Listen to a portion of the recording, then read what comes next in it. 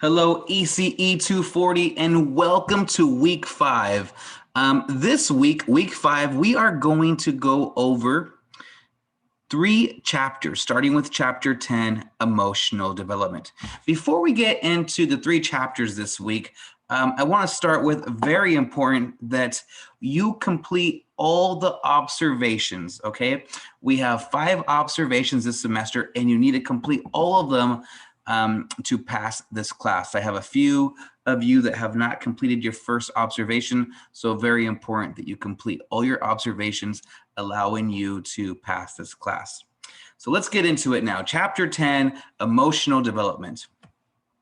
Well, for this chapter, I really want you to focus on one word, and the word of the week is attachment.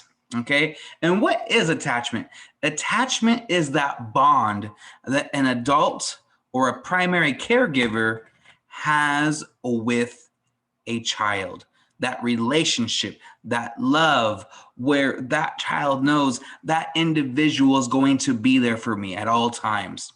Children need to have a strong attachment to develop their emotional development. And chapter 10 sets the tone that we're not focusing anymore on cognitive development, that we make the shift into how the social interactions impact our development. And it's the people that are in our lives that start to impact who we are. Think about it. Who has been the biggest person that has impacted your life? Mother, father, friend, uncle, aunt, grandparent. We all have those individuals that we can say, man, that person is always there for me. That individual is my rock. Children need to have strong attachments with adults to build their emotional development and to go through those different theories that we have on developmental stages. I like this down here where it says your network is your net worth. And that is so true. That we think about our net worth as money, but our real money is the relationships that we have, the people that we can call our friends, the individuals that we can call our family. Those relationships, that love and support that we get from those individuals, that's our money. And then it turns into the time that we give to others. See, attachment takes time, and we need to be able to allow ourselves to give ourselves time to others. And that's how we build attachment, through experiences, through the relationships of commitment to time, to be with one another, to be with each other. Now, what I want to take you to really quick is our chapter 10 canvas. And I really want you to watch this video of what is social development. It's really going to help you this week. The second one right here is social and emotional development, what is really key too. And I want you to go click on there. And this is a great story around the importance of social and emotional development. And this video right here is amazing. This 0 to 3 website is a tool that you're going to want to have. And I'm always looking to give you tools that you can have after this class. So very important to go to this website. It shows a really great way around the importance of attachment. All right. I also want you to take a close look at some other videos that I have for you this week. It talks about the role of attachment, the serve and return, and how this attachment, this bond, then supports not only social emotional development, but also cognitive development, brain connectivity, right? Very, very important. And the last one is a website that I want you to have. It's called Shuffle. And Shuffle has everything to do on the social emotional foundations for early learning. If you're planning to be a teacher, this is a great website, or this is just a great website for any parent. And it talks about the pyramid model, okay? But there's a great information for families and teachers. It breaks it down from infant and toddler to pre-K, okay? And so one of the things that's really great when it talks about for families, you can also find information in English and Spanish, but look at all this information it gives you right here. And a lot of the information actually also comes from the 0 to 3 website. Okay, so for this week, we're really learning about the importance of attachment, the importance of secure attachment. Okay, and think about this really quick. We understand the importance of cognitive development. Last week, you learned around the importance of early literacy, cognitive development. You learned around the importance of executive function skills. And preschool teachers are trained on this information. And this is the question that I have for you when it comes to this week, Chapter 10. It's built around childcare, a very open-ended question. I want you to pretend that you have a friend that has a 3-year-old, and they're debating whether they should take their little one to a preschool or have their family member, like a grandparent, take care of their child. What are the pros and cons of that? Well, some opening conversation is, if they go to a preschool, it's a high quality preschool, they're going to be supported through some great cognitive development stimulation. And they'll be around peers of their own age that helps their social emotional development. But if we're talking about attachment being key, who more to make that attachment with than a child's grandparent or uncle or aunt while the parent is at work? These are hard decisions that every family member has to make. Do I put my child in care, or do I have them being supported by grandma or grandpa or uncle or aunt? So answer this question.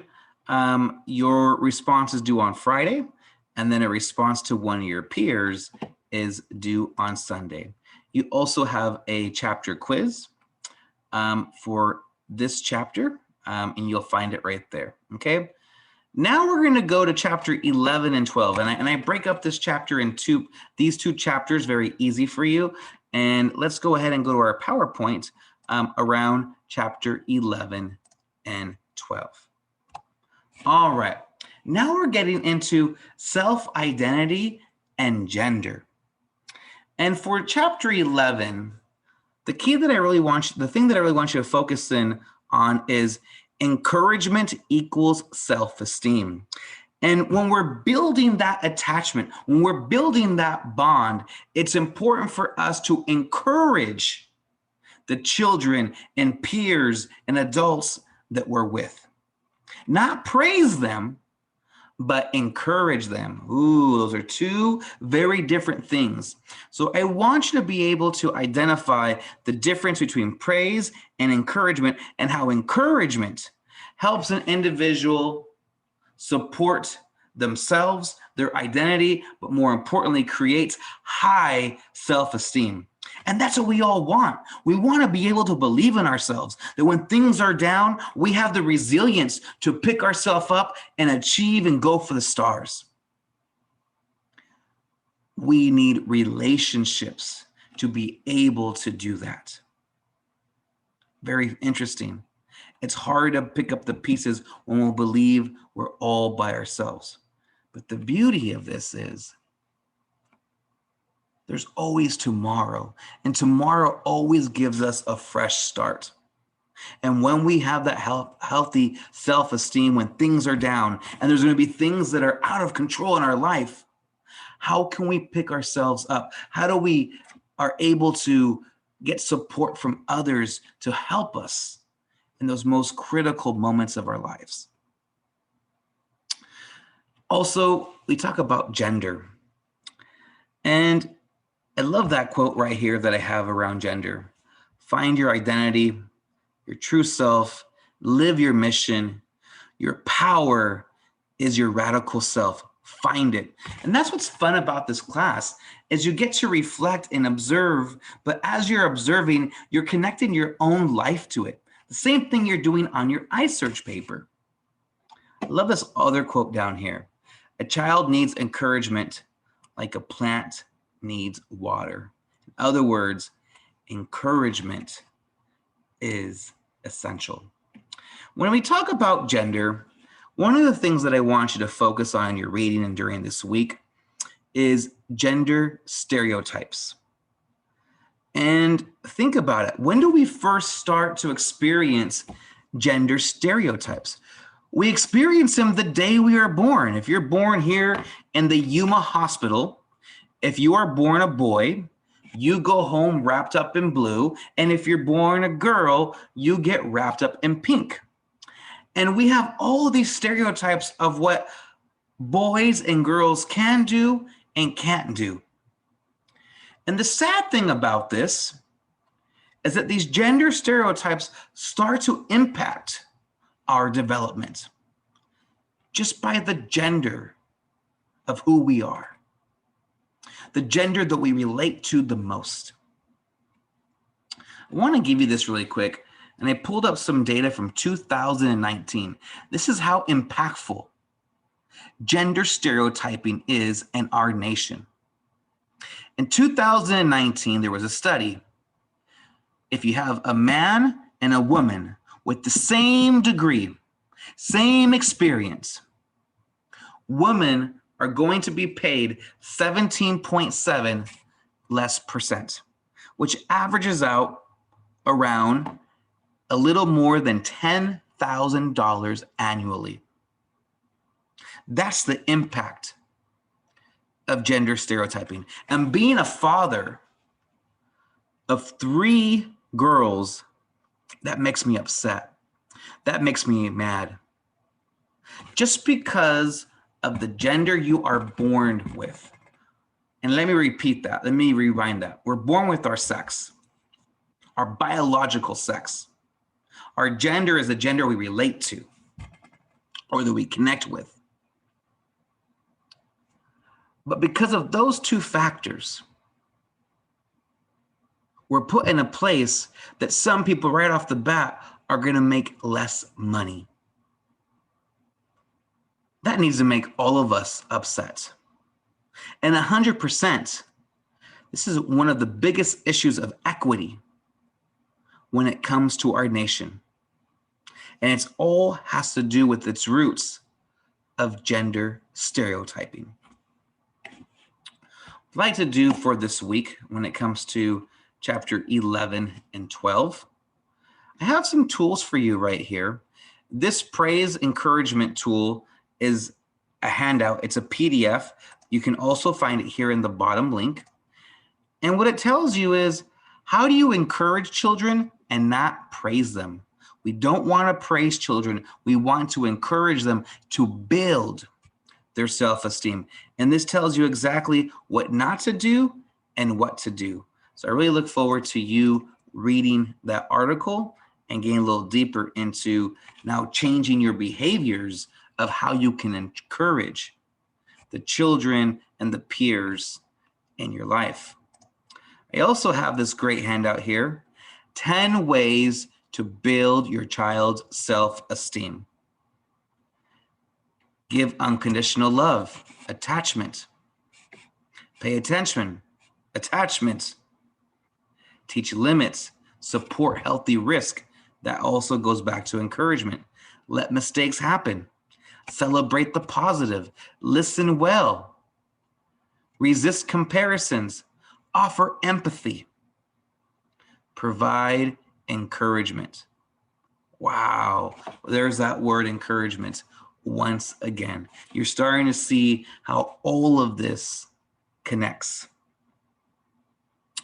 Also, what I have for you are some great videos of very young children and the gender stereotyping they already have at a young age. And there is this pretty funny video at the end by Jimmy Kimmel that I'd like for you to watch, and it interviews young children and they start to talk about what the differences are between boys and girls. And you can already see at a very young age the limits and the expectations that a boy and girl put on each other. And where do they learn this? From our environment, from our social interactions. So we as the adults need to be very careful of the gender stereotypes we are portraying through our interactions and our attachment with children.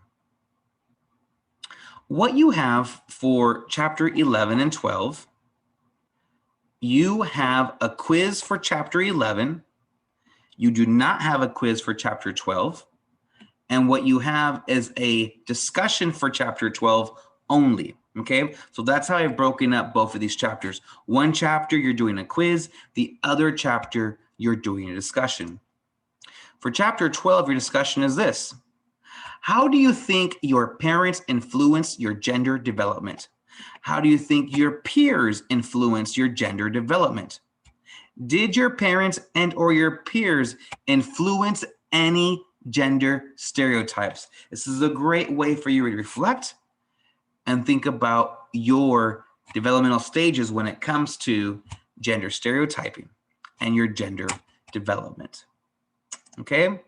Also, when it comes to this, it's a week of self-reflection, deep reflection, and I'm looking forward to, because that's what this class is about.